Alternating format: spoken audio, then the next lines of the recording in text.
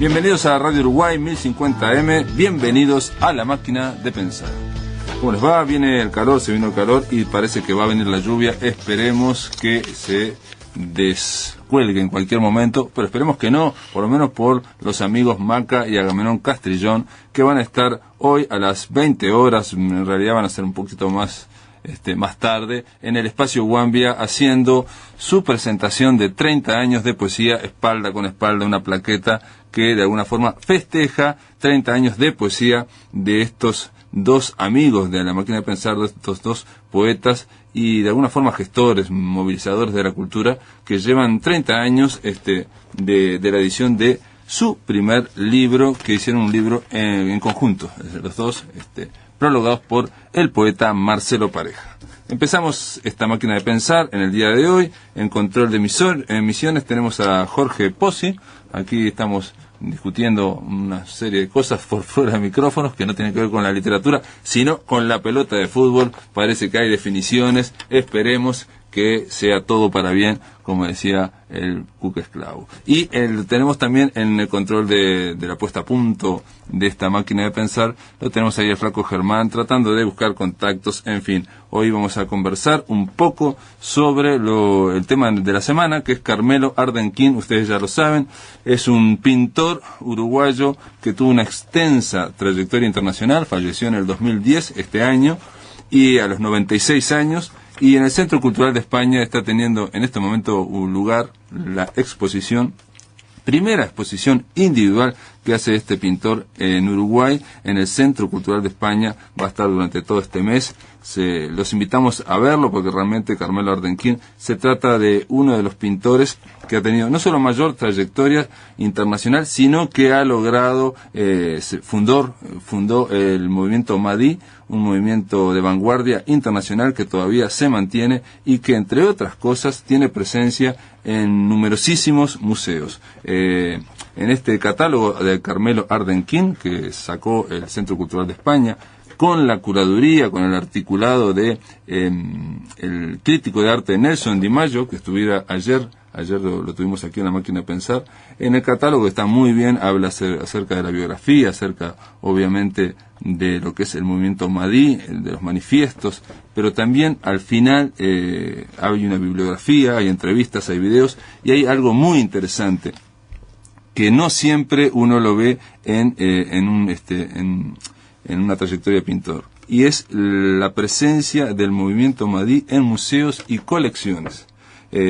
Solamente para que vean, hay colecciones de Madí y del movimiento Madí y de Carmelo Ardenquín en Buenos Aires, en Dallas, Texas, en Ceará, en Brasil, en Saint-Étienne, Francia, en Grenoble, Francia, en La Plata, en Buenos Aires, en Rivera, en Rosario, Rosario, Argentina, en Córdoba, en Buenos Aires, en Francia, en París, en Niza, en Estados Unidos, en Miami, en Suiza, en Japón, en Santa Fe, Argentina, en Dallas, Texas. Esto habla a las claras no solo de la trayectoria de este pintor, Carmelo Ardenquín, y del movimiento Madí, sino también de la legitimación por parte del aparato crítico internacional. O sea, no siempre la pintura se es legitimada solo por el valor de las piezas, por el valor de los cuadros, sino también por la presencia en museos, en colecciones. Estamos hablando de un movimiento que, entre otras, ha tenido exhibiciones, repito, solamente sin ser exhaustivos, el movimiento Madí en Argentina, Alemania, Bélgica, Brasil, Estados Unidos, Francia, Hungría, Rumania, Suiza y Uruguay. Bolívar Gaudín es uno de los principales pintores actuales del movimiento Madí y funciona como secretario general del movimiento Madí internacional. Se trata de una especie de organización en torno a este arte, en torno a esta visión del arte que es el Madí, y que lo definía este hombre, Bolívar Gaudín. Cualquiera puede estar en esta vanguardia, en este movimiento, pero tiene que asumir la premisa de que no se puede usar el cuadro ventana, no se puede usar el cuadro rectangular o el cuadro, digamos, sino que el marco es poligonal, o se trata de romper el contexto del marco. Esa es la idea de Mahdi básicamente, y obviamente es una idea muy libre. Yo les quiero, solamente para pensar un poco en la coherencia de Carmelo Ardenquín, de este pintor que estábamos hablando y que tiene la primera exposición en el Centro Cultural de España, una declaración que él hizo en el año 1986, el Manifiesto de Brescia. Esto fue en mayo del 86. Brescia es una ciudad de Italia, obviamente. Y ahí Carmelo Ardenquín dice lo siguiente, simplemente para que vean, el movimiento Mahdi se creó en el 46 y en el 86 lo que decía en un manifiesto. Los mahdistas nos interrogamos, os invitamos a todos a interrogarnos acerca de la degradación de las artes plásticas, algo especialmente evidente en alguna de las tendencias actuales. A pesar del bonito de la oliva, obviamente de la oliva, el aceite que brota de ahí es de mala calidad, sino adulterado e incluso quizás rancio. Horror, dice Carmelo Ardenquín. A medida que los días transcurren, nos interrogamos cuándo acabará la farsa. Pero dado que la moda de la representación, como todas las modas, pronto acabará, armémonos de paciencia y digamos, ¿qué os parece la monotonía de los cuadros en vuestras paredes? ¿Les prestáis todavía atención a esos cuadros? ¿No se ha agotado ya el entusiasmo? ¿No os dais cuenta de que se vive en el terrorismo de la posesión? Solo por el hecho de plantear la cuestión, ya auguramos que el velo que cubre los ojos caerá, y más allá de toda inhibición, iniciaremos una nueva aventura visual, la aventura Mahdi. Sin embargo, tenemos otro terrorismo que ofreceros a propósito del rectángulo. El rectángulo obviamente habla del marco del cuadro, ¿no? El rectángulo. Lo infringimos, lo reducimos a fragmentos. A medida que inventamos, van naciendo formas sin fin para maravillarnos más allá de cualquier expectativa. Porque Mahdi tiene la fascinación de una revolución perpetua que conduce directamente hacia el evento. La trayectoria de Mahdi no tiene pausa y se llena de júbilo. Esperad, ya llegamos, estamos ahí. Lo presentismo, os lo brindamos. Tenemos la posibilidad de reafirmarlo todo, de crearlo todo, cumpliendo una de las profecías del tiempo. Aquello que anuncia el advenimiento de algo inmortal, un arte nacido para ser y que durará siempre. El futuro está hecho de semejanzas. Una de ellas es la obra Mahdi, que modula formas, recorta signos, hace resplandecer las analogías. Nosotros buscamos además información sobre las leyes, sobre la opresión del pueblo, sobre la escultura y la pintura plural, sobre lo recortado y el coplanal, sobre la posibilidad de publicar libros Mahdi y el registro de títulos sobre el movimiento y sobre los campos de flores, sobre la utilidad de los encuentros, sobre la poesía móvil, sobre la arquitectura móvil, sobre los encuentros amistosos con los vecinos de casa. Al término de este orden del día, una sola palabra, dice Ardenquín: aprobado. Se nota en este manifiesto, obviamente, el carácter lúdico, el carácter alegre que siempre permeó, y estamos hablando en este momento de alguien que llevaba más de 40 años en esa línea de pictórica, y además que tenía una carrera, repito, de más de 40 años. Y simplemente quería, para terminar, hablar de el tercer manifiesto Mahdi, donde se presenta, en el 1945, o sea, 40 años antes de lo que acabo de leer, este hombre, Carmelo Ardenquín, escribe y agradece a la casa que amparó en Buenos Aires la primera exposición del Mahdi en el Instituto Francés. Quisiera, antes de dar comienzo a esta reunión, agradecer al doctor Enrique Pichon Rivière. Pichon Rivière, ustedes ya lo conocen, es alguien que tuvo una trayectoria muy importante en la psicología social en Argentina. Agradecer a Pillon Rivière por la acogida que nos dispensan y por intermedio de este último a todos los miembros de la Escuela Psicoanalítica Argentina aquí presentes, así como a todas las otras personas venidas para ver nuestras obras y escuchar las razones que nos han llevado a crear un nuevo movimiento plástico e intelectual. Esto es 1945, Carmelo Ardenquín tratando de hablar, manifestando, haciendo el primer manifiesto sobre el movimiento Mahdi.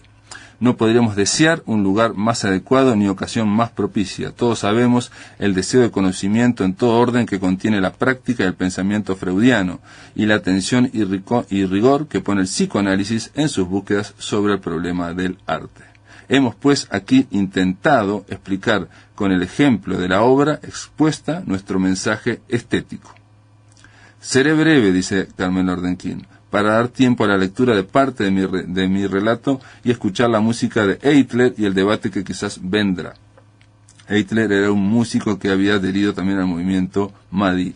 El artista, dice Ardenquín, organiza elementos con el propósito de crear una forma de contenido estético.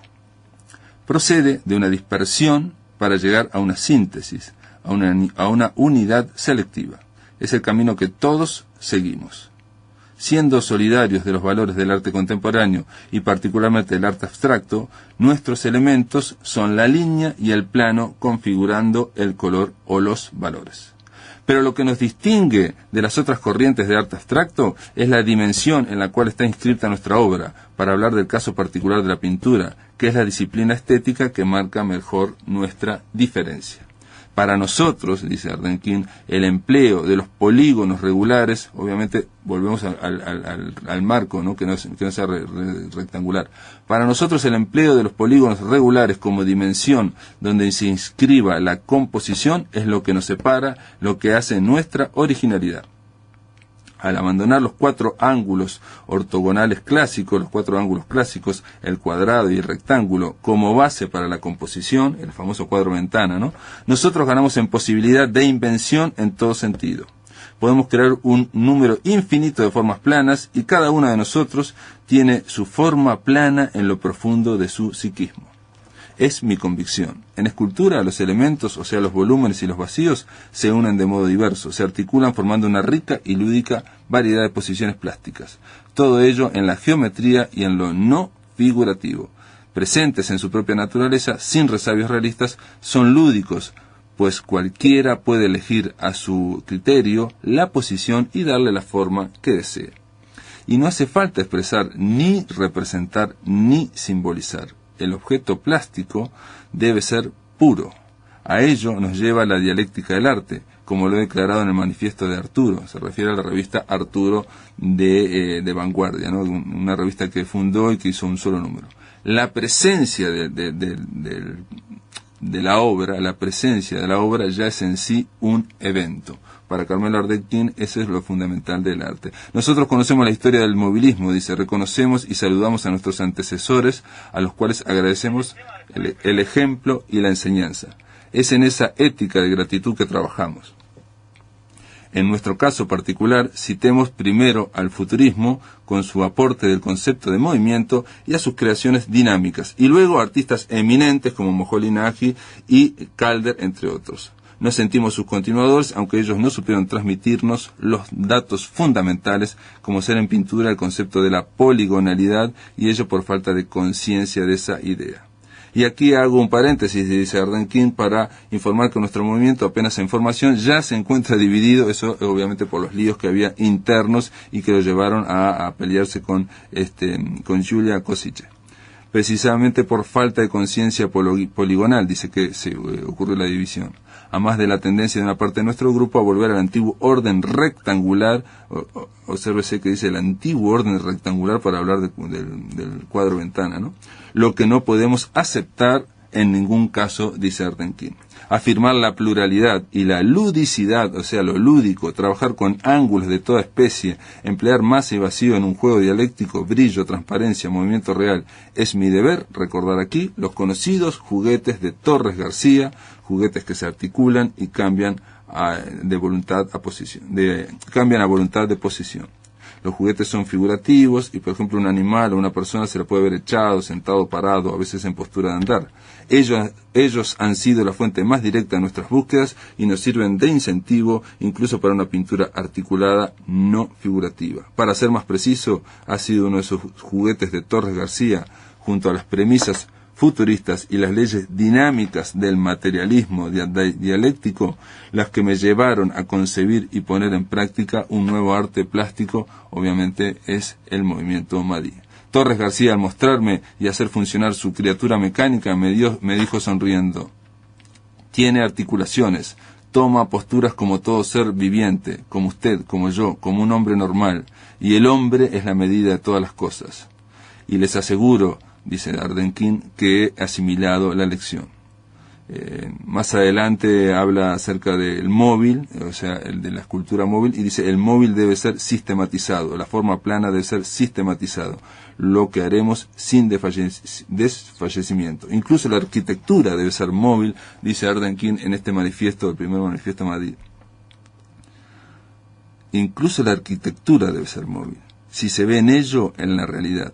Un avión, por ejemplo, es una casa volante. Un barco, una casa magnífica desplazándose sobre las aguas.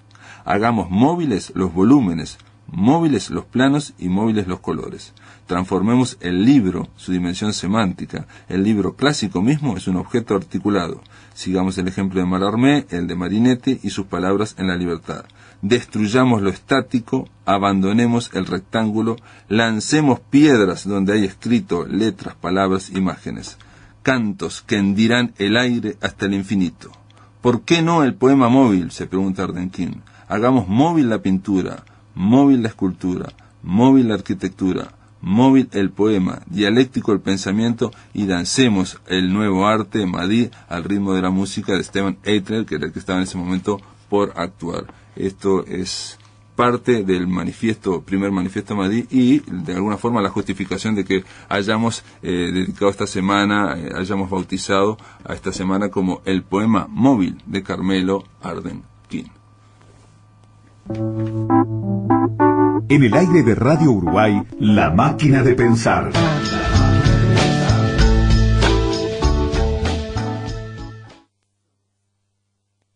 ¿Qué significa ser la empresa de comunicación de los uruguayos? Es invertir en más de 6.000 kilómetros de fibra óptica, para que en cada hogar del país existan herramientas que nos permitan acceder a nuevas oportunidades, y para que antes del 2014 todos estemos conectados. Todo esto significa que cada vez que confías en nosotros, haces crecer al país.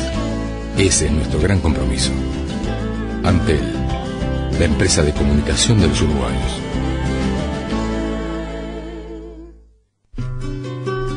El Día Internacional de los Derechos Humanos será una fiesta. Celebremos juntos la Mesa para la Paz, el 10 de diciembre a las 17 horas en la Plaza de Pan de Azúcar. Mesa para la Paz, la dignidad que nos compromete. Convocan Ministerio de Educación y Cultura, Intendencia de Maldonado y Gobierno Municipal de Pan de Azúcar.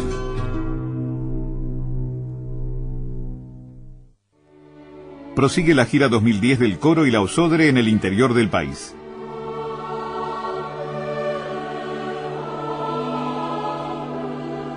El Coro y la Orquesta Sinfónica del Sodre se presentarán bajo la dirección del maestro Esteban Luis en el interior del país en conciertos que comienzan a la hora 20:30. El sábado 4 de diciembre en Jun, el domingo 12 en la ciudad de Colonia, el sábado 18 en Minas. En programa, motetes para coro y orquesta de Mozart y Gloria para coro mixto, solistas y orquesta de Vivaldi.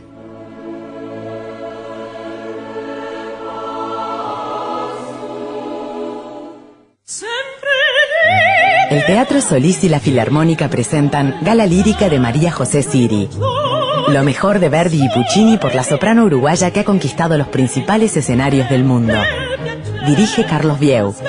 15 de diciembre, Teatro Solís. Entradas en venta en Red UTS y boletería del teatro.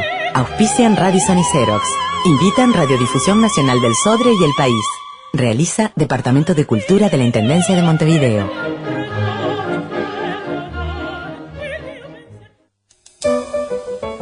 La noche se llena de radio. Se llena de radio. Desde las 21 hasta el final del día, Visión Nocturna. La noche de Uruguay en plena luz. En plena luz.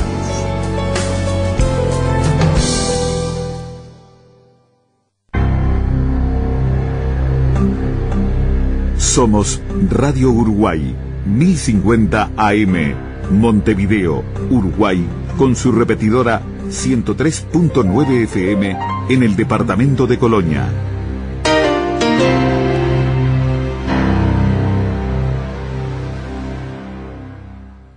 Atención, charlas, entrevistas o columnas que te perdiste o que querés volver a escuchar, las encontrás en el blog de La Máquina de Pensar. Ingresá a piensamáquina.blogspot.com y bienvenido al corazón de las palabras.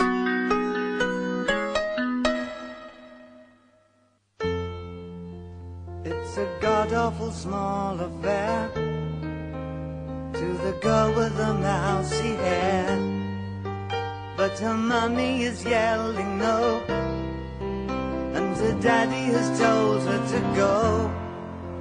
But her friend is nowhere to be seen. Now she walks through her sunken dream to the seat with the clearest view, and she's hooked to the silver screen.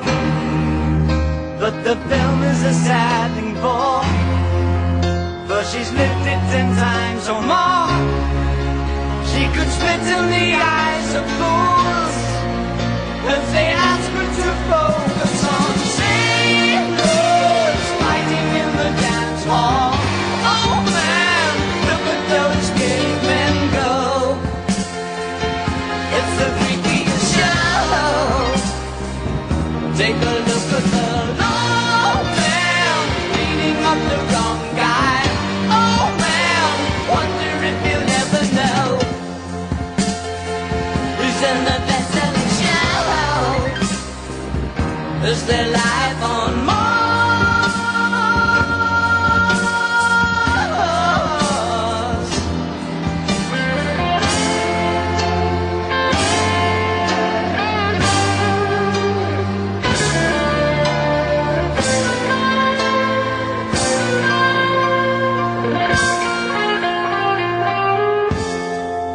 It's on America's tortured brow that Mickey Mouse has grown up a cow. Now the workers are struck for fame, 'cause Lennon's on sale again. See the mice in their million hordes, from Ibiza to the Norfolk Broads. Rule Britannia is out of bounds, to my mother, my dog and clowns. But the film is a sad thing for, 'cause I wrote it 10 times or more.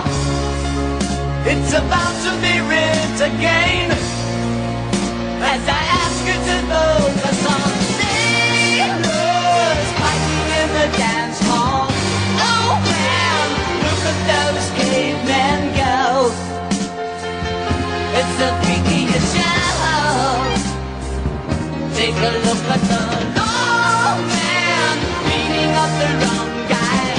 Oh man, wonder if you'll ever know who's in the best-selling show. Is there life on Mars?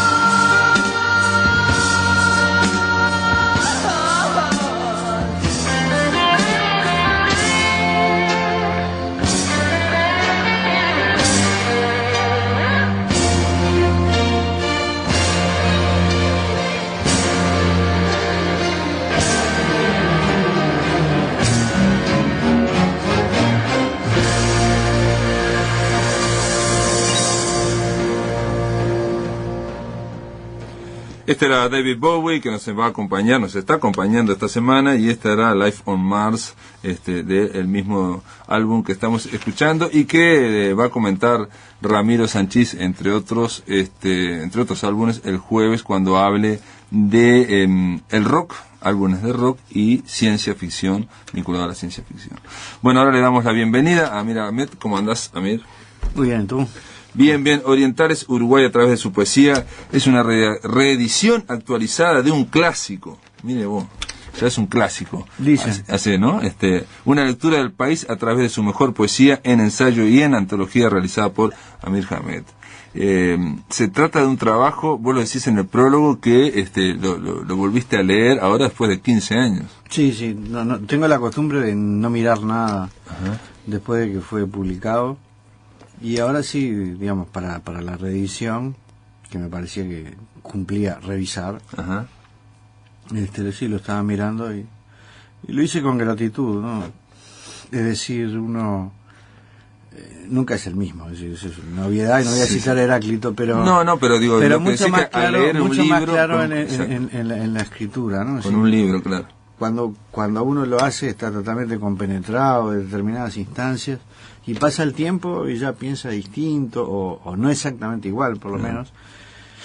Y a veces, bueno, ¿cómo pude haber escrito esto? Como cortaría la mano. Y en este caso no me pasó. Uh-huh. Limé algunas asperezas de estilo y cosas por el estilo, pero nada más. Es decir, se mantiene intocado, por lo menos dentro de mí, lo que eran las hipótesis fuertes del libro, los autores que seleccioné para la muestra, los poemas que seleccioné, salvo los que actualicé. Y actualizaste obviamente los de Roberto Chavarra, alguna cosa de los que había para actualizar, ¿no? Milán, claro. Porque había, por ejemplo, algunos escritores que produjeron después de la primera edición, como Marosa Di Giorgio, pero produjo narrativa, no produjo más poesía. Otros como Echavarri, Reno Milán o Eduardo Espina han seguido produciendo, o Circe Maya, o Amanda Berenguer, que hasta el último día escribió. Eso me pareció que había que actualizar, y además tratar de dar cuenta de lo que sucedió en este periodo, que fue lo que hice, o lo que intenté hacer al menos, con la introducción, con ese prólogo que vos estabas mencionando, ¿no? Porque también se ha escrito en estos años, hay algunas cosas muy buenas, ¿no? Y hay algunas afirmaciones del prólogo hace 15 años, por ejemplo, haces alusión a Herrera y Reisig, de que el Tratado de la Imbecilidad estaba oculto, inédito, que se cumplieron, y entonces en el prólogo de la actual, lo cumplís en decir que, bueno, por lo menos eso fue publicado, ¿no? Sí, repasando, ¿no? Una cosa que evidentemente pensaba cuando estaba haciendo la primera edición de este libro, es decir, está todo Herrera sin leer, digamos, tiene que dar otro Herrera. Y siguió inédito, siguió inédito. Sí, aparte, pues, hasta que Aldo Mazzucchelli se sentó y terminaban de sacarlo, y es un gran libro, ¿no? El Tratado de la Imbecilidad, y es una mirada totalmente distinta a Herrera, al país, un montón de cosas. Sí, salió el Julio Herrera ensayista, ¿no? Es decir, que también hay un arco de tiempo, ¿no? y de cultura, ¿no? que ha sucedido en estos últimos 15 años, desde que este libro tuvo una vida muy corta, en el sentido de que... ¿Dónde fue editado? En Graffiti. Se agotó inmediatamente. En 2 meses se agotó, y un poco tiempo después la editorial dio quiebra, entonces el libro desapareció. A mí me ha pasado que fuera del país hay gente que lo da en clases, pero con fotocopia. ¿No? Digamos, porque ha circulado por ahí, y entonces lo enseñan en fotocopia, por ejemplo. Ayer, cuando estábamos con Maca y con Agamenón Castrillón, bueno, yo hablé de esto y dije, bueno, Orientales Uruguay a través de su poesía, una antología, y Agamenón dice, no es una antología, es un corte. Es un corte, no sé, no hizo otra palabra, no me acuerdo, pero un corte profundo en lo que es la poesía uruguaya. Y yo leyéndolo, y obviamente leyendo el libro, se entiende las palabras que habría que explicar un poco de Agamenón, digamos, ¿no? O sea, Castrillón, en el sentido de, ¿en qué sentido es un corte? Bueno, yo no me lo planteé como un corte, creo que sí ha sucedido, es decir, yo he tenido esa repercusión de la gente que lo ha leído. Sí.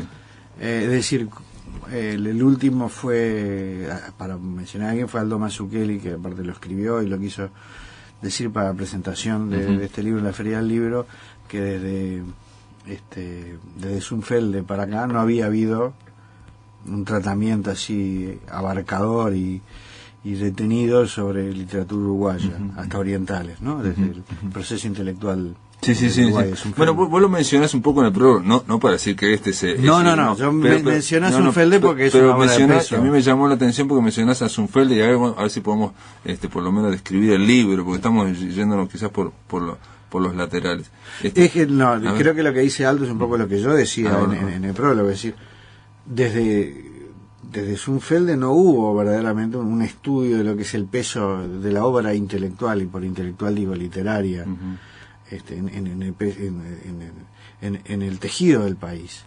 Familiar, decimos, también hubo un estudio familiar culturalmente. Yo estaba usando lo del romance familiar, que era una noción que usaba un poco Harold Bloom, es decir, los textos se prohijan.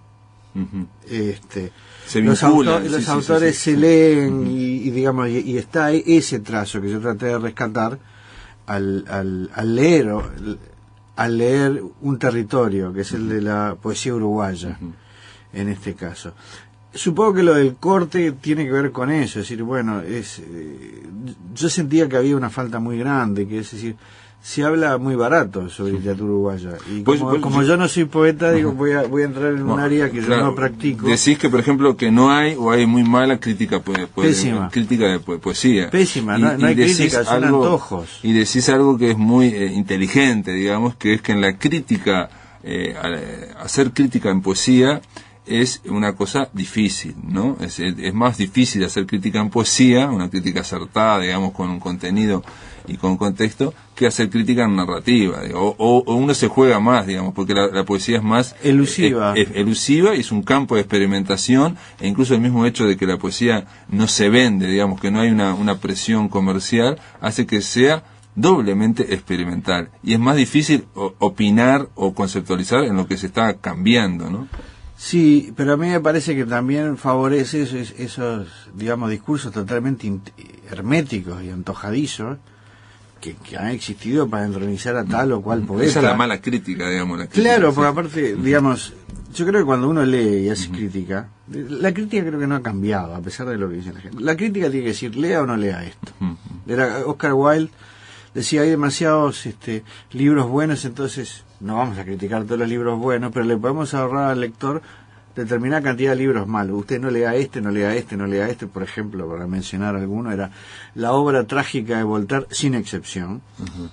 Digamos que aquí le dan la novela de Voltaire, pero digamos, es lo que quiso hacer Voltaire, y la obra filosófica. Digamos así, esto no lo lea el Cándido, el Micromegá.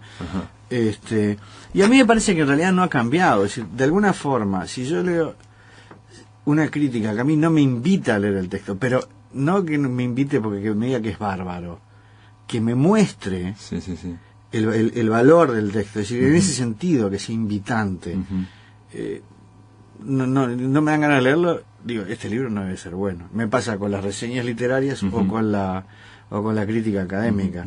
De alguna forma, la bondad, la virtud del texto que se critica tiene que impregnar la crítica. Eso es lo que me parece a mí, modestamente. Y el entusiasmo quizás del crítico, aunque tiene que, como se dice en inglés, transpirar. Claro, tiene que pasar general el crítico, lado. Digamos, es reacio al entusiasmo. Pero es cierto que... No, pero al revés, puede ser arrebatadamente entusiasta y decir que determinada cosa es formidable, pero no lo muestra y no lo fundamenta. Claro. Entonces también hay esos, digamos, y ha existido en la categorización de la literatura uruguaya y en particular de la poesía, digamos, que venimos heredando grandes nombres cuya obra no resiste la lectura en rigor, pero han quedado, es decir, bueno, la gran obra y de tal, y de la profundidad, o esos términos, por ejemplo, como, bueno, es decir, el sentimiento, digamos, y en realidad esas cosas no dicen nada.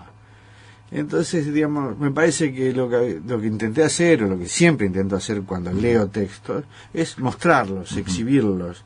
Y, digamos, vos me dirás, pero me parece que eso sucede bastante acá, ¿no? Es decir, en general, cualquier, digamos, selección es un ejercicio de la crítica feroz, digamos, en el sentido de que se pone sobre la mesa diciendo, mira, yo digo tal cosa y mirá, léanlo. O sea, seleccioné estos poetas. Claro, y dejé fuera a otros más, digo, porque yo digo los que puse, ¿no? Digamos lo que pusiste. Bueno, pero a ver, pero el asunto es que me parece que lo que está ahí es decir, bueno, uno puede tener un discurso sobre esta poesía o estos autores. El asunto es que la prueba de página, que son los autores, no lo dejen en falso. Exacto. Digamos, vamos a citar un nombre que después de Orientales alcanzó un relieve que no tenía antes, no necesariamente por Orientales, sino porque estas cosas suceden, que es el de Susana Soca. Susana Soca era una poeta inexistente. Sí. Nadie consideraba que Susana Soca fuera una poeta. Sin embargo, digo, fue uno de los autores elegidos en Orientales. Esto es de los que llama más la atención, digo, para hacer una selección de la mejor poesía uruguaya, que esté junto a Julio Herrera Recí, junto a Delmira Agustini, Juan Cuña. Antes de la primera edición de este libro era inimaginable, sencillamente porque nadie se había tomado. Y ahora la llama la atención, ¿no? O sea, lo que sería hace 15 años atrás. Sí, ahí está. Bueno, te voy a decir otro autor que era inimaginable. Bueno, te voy a decir Eduardo Espina, que es amigo mío de que estudiamos en la Facultad de Humanidades, y a mí me emociona lo que escribe Eduardo, sobre todo en el último libro. Además, este último, el Cutis Patrio, es un libro emocionante en el sentido de la potencia literaria, en ese sentido, de cómo se ajusta una palabra con la otra, digamos, en ese sentido. Como uno es escritor, a mí me produce, es decir, algo cuando está tan bien dicho me produce una emoción.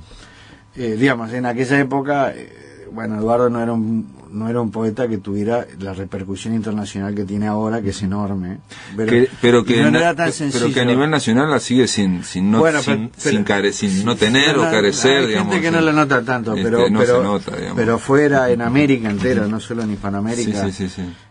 Digamos, tiene un peso enorme. Pero y Eduardo Milán, Eduardo Milán era un autor más de consenso en ese momento, pero un autor que no tenía para nada ese consenso en aquel momento era Circe Maya. ¿Ah, no? No, era uno de esos nombres que están de mujeres que escriben, porque siempre ha quedado que como en Uruguay hay mucha poesía femenina, pero no era el nombre en aquel momento, no era uno de los nombres. No quiero decir otros nombres que no están acá.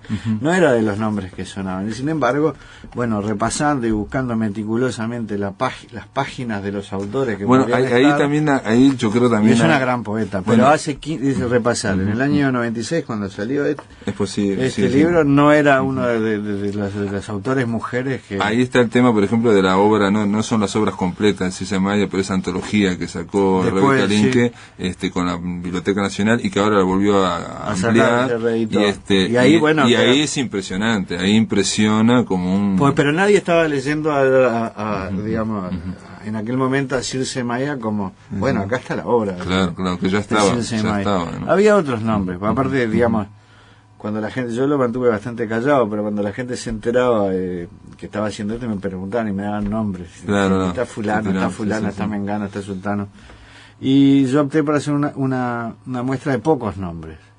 Si vos pones 40 y pones... Normalmente lo que hacen es ponen 50 para que no quede nadie afuera y ponen un poema a cada uno. Y a mí me parece que eso no es una selección de poesía, sino es una selección de poetas. Y pues, digamos, y que para que hable en este sentido la obra, la estrategia que yo usé, o aquella que sostuve, es la de que se sostenga una voz, y esa voz, el correlato de eso es una determinada cantidad de páginas. Es como digo, vos mantenés a nivel ensayístico de crítica determinados conceptos y después decís, bueno, acá está la obra, léanla. Claro. Un ejercicio parecido a aquel que traduce algo y dice, bueno, aquí está el original, ¿no? En ese sentido, es la prueba acá está, la prueba del 9, ¿no? Claro, si no sería muy fácil hablar de todo esto, pero acá está la obra de estos autores. Y la primera satisfacción que en su momento tuve era que gente de fuera del país me decía, yo no sabía que en Uruguay hubiera tan buena poesía. Amir, después de la pausa te voy a preguntar, pero ya dejo planteada, y eso lo planteas vos en el ensayo preliminar de este libro, es la paradoja de que Uruguay es uno de los países que tiene mejores poetas o poetas raros, un país que tiene por un lado una gran producción de poetas y un país que destrata muy acervadamente a sus poetas. Pero esto después de la pausa. En el aire de Radio Uruguay, La Máquina de Pensar.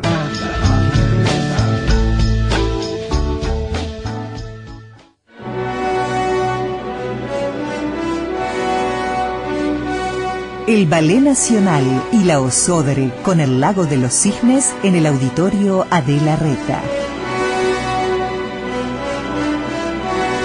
El Ballet Nacional, con dirección del maestro Julio Bocca, y la Orquesta Sinfónica del Sodre, con dirección del maestro Martín García, están presentando en el Auditorio Adela Reta El Lago de los Cisnes, música de Tchaikovsky, con coreografía de Raúl Candal, basada en la de Petipa Ivanov.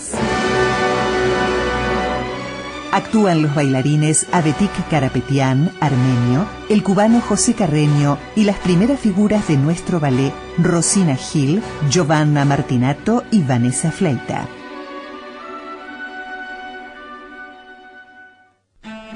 Actividades del Sodre en el mes de diciembre. Sábado 4, domingo 5, martes 7, miércoles 8, viernes 10, sábado 11 y domingo 12, funciones del Lago de los Cisnes a cargo del Ballet Nacional del Sodre. Jueves 9, función extraordinaria a beneficio de la Fundación Caldeiro Barcia. Martes 14, a beneficio de la Fundación Porsaleu. Jueves 9 a las 20, actuación de la Orquesta Sinfónica Nacional en el Auditorio Nelly Goitiño a la hora 20.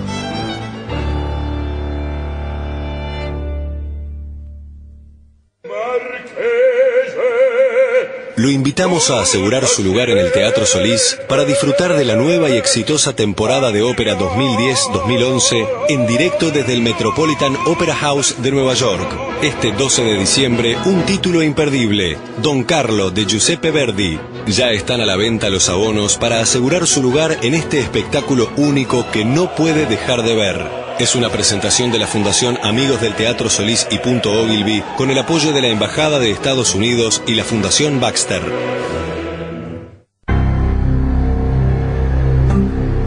Somos Radio Uruguay, 1050 AM, Montevideo, Uruguay, con su repetidora 103.9 FM en el departamento de Colonia.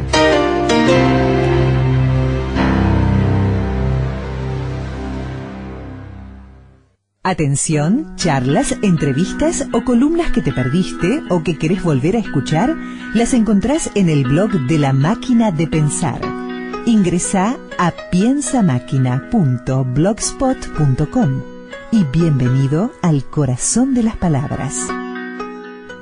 Estamos con Amir Hamed, estamos hablando de Orientales, Uruguay a través de su poesía, un estudio de selección y notas sobre la poesía uruguaya. Voy a decirlo que en la cual este es un libro que selecciona la que a su leal saber y entender es la mejor poesía uruguaya, o por lo menos voy a aclarar. Era una selección del siglo XX, ¿no? Del siglo XX, exacto. Y ahora se extendió un poco hasta estos días. Voy a mencionar a los poetas solamente para que se hagan, pues son pocos poetas.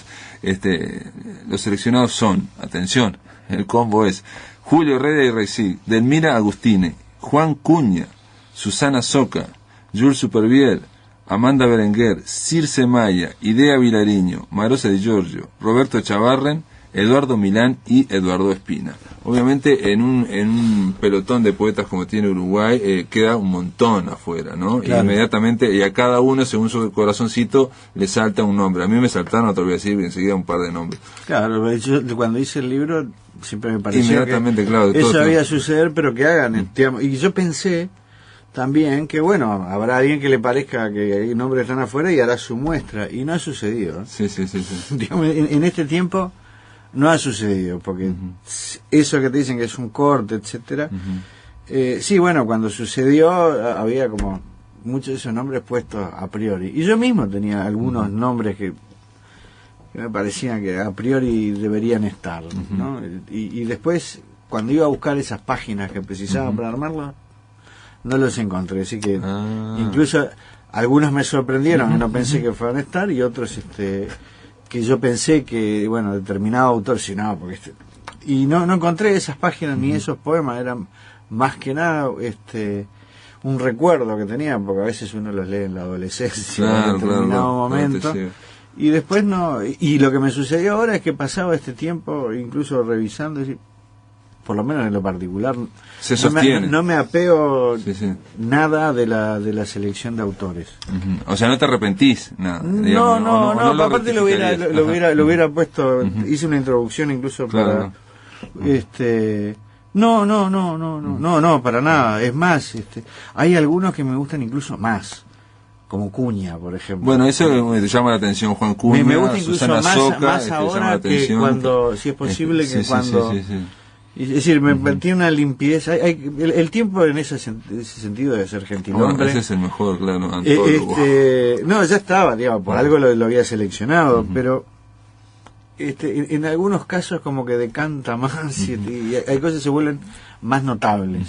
Amir, vos decís algo en el ensayo previo que trata de fundamentar no solo este corte, esta selección, sino crear una especie de teoría, de fundamento, de base para decir cómo se crea la poesía y cómo trata el Uruguay, el Estado uruguayo a la poesía, e incluso tiene que ver el título, Orientales, Uruguay a través de su poesía. Ahí hablas del tema de la orientalidad, o sea, de que éramos orientales cuando nos transformamos en uruguayos, pero básicamente el concepto que se repite una y otra vez es la idea de que Uruguay por un lado es generoso en poetas, o sea, un país chico, pero tiene una proporción para la población chica importante, de poetas pesados, digamos, y por otro lado, esos poetas no han sido reconocidos o han sido maltratados por la sociedad, y hablas incluso de exilios interiores o exilios exteriores. Sí, mira, es como que es un diseño de país, y es un país chico también, pero es un diseño de país que tolera mal la fuerza mayor de sus escritores, en este caso de sus poetas, ¿no? Los argentinos siempre nos miran como raros, porque hay una especie de potencia extraordinaria, y el concepto de raro es bastante baladí.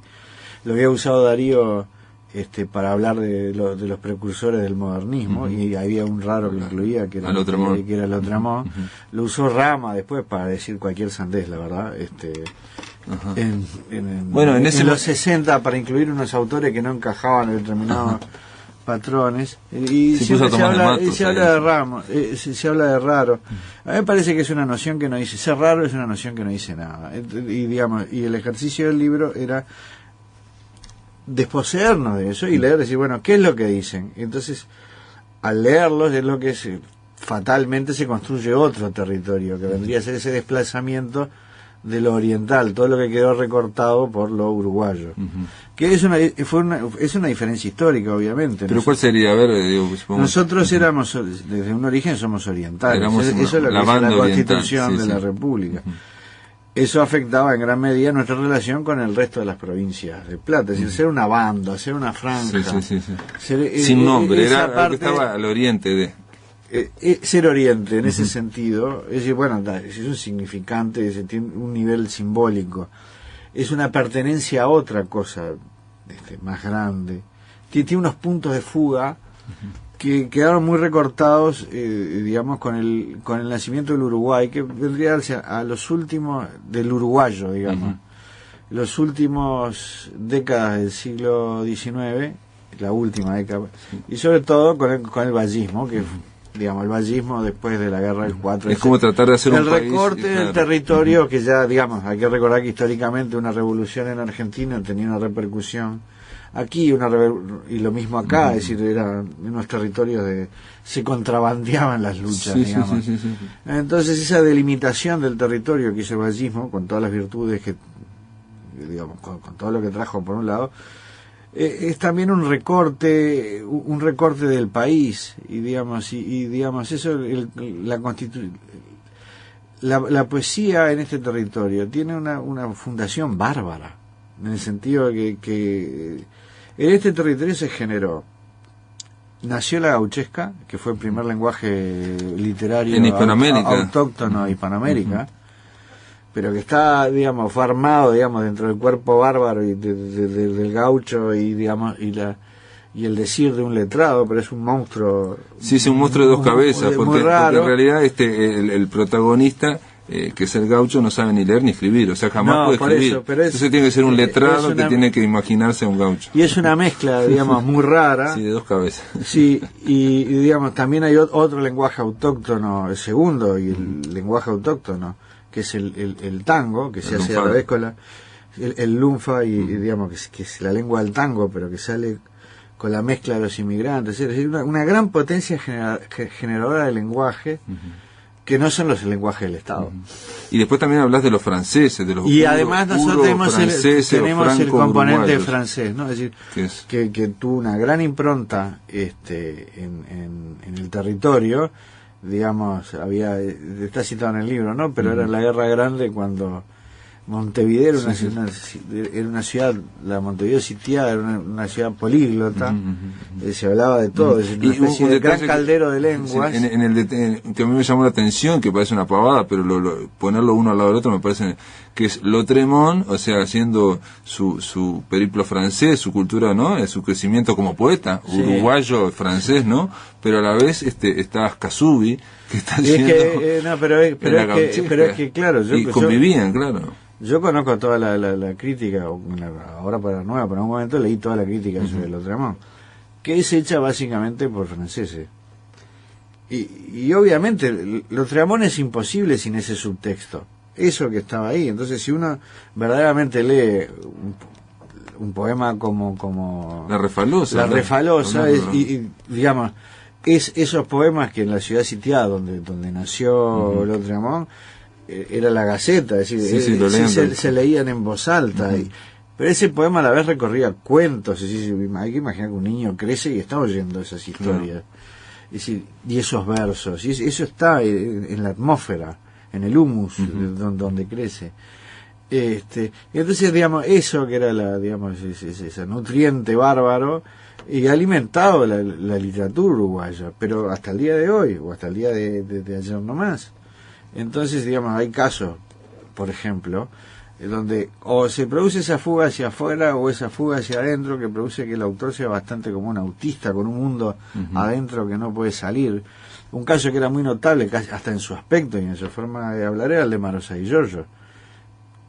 Que, digamos, podés tener se parecía la rara o la extraña podías tener dos destinos, que te mate como Adelmira, tu marido, en la casa de cita, porque en realidad de alguna forma Adelmira está viviendo lo que escribe, o escribir eso y no decirle a nadie, que era un poco como el gesto de Marosa. Yo siempre digo que Marosa fue la primer punk de Montevideo. Yo recuerdo verla en los fines de los 70 y los 80 siempre estaban en Sorocabana, sentada sola, con los lentes, aquello, el pelo colorado. Y era una figura bastante imponente, o imponente. Sí. Y a la vez era, digamos, pero también te decían que Marosa era loca.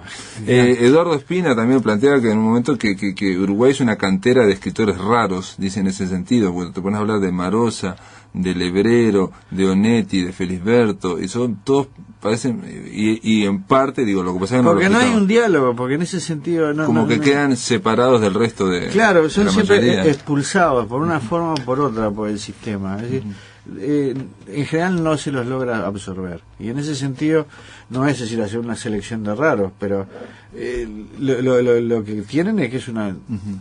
Son muy difíciles de traducir y encontrarle un parangón, es decir, por ejemplo, Juan Cuña es un poeta muy raro, capaz que en Argentina va por un país cercano. Una pregunta, digo, te tiro, porque leyendo ese ensayo no planteas para nada esto, y pensando, ¿por qué Uruguay, un país tan chico, ¿no?, como Irlanda, tiene un porcentaje tan grande de escritores tan buenos, ¿no?, y a la vez los trata tan mal, ¿no? Sí, es esa cosa como antagónica. ¿Y cómo esos escritores tratados mal igual hacen su destino como escritor aquí y generan literaturas que no se parecen a nada en ningún lado? No se parece a nada en ningún lado.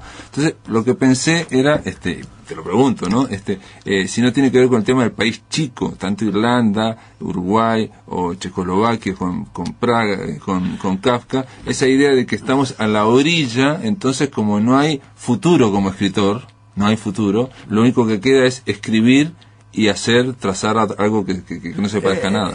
No hay carrera de escritor. No hay posibilidad. Es decir, uno va escribiendo libros, pero en general no hay carrera de escritor. O sea que no hay nadie, no hay un público que te lo pida, no hay una sociedad que te lo pida, no hay una industria cultural que te lo pida.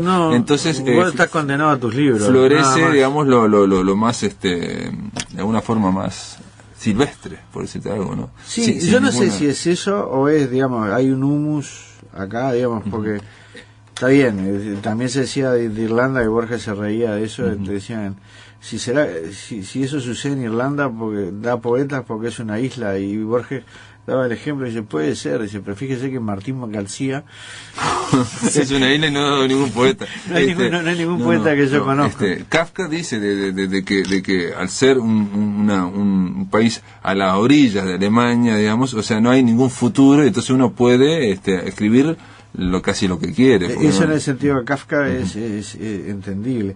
Acá, digamos, es muy raro. Yo creo que sucede que casi ninguno de los autores que están en orientales, por ejemplo, se podría hacer también en la narrativa, son traducibles en otro país.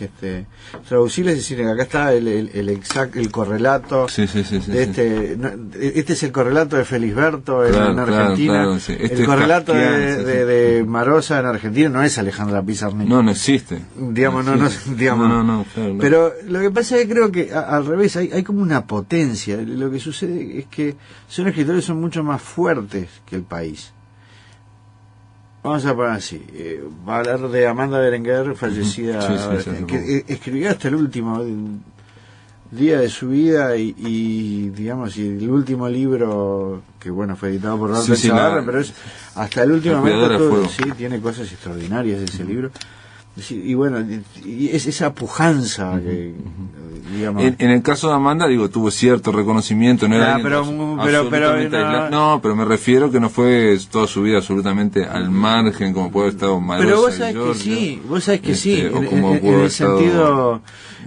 La propia Susana Soca, sin estar... No, pero nosotros tenemos una forma, que era lo que se practicaba, de no reconocimiento, que es agarrar y juntar 300 nombres, lo que hacía Ángel Rama.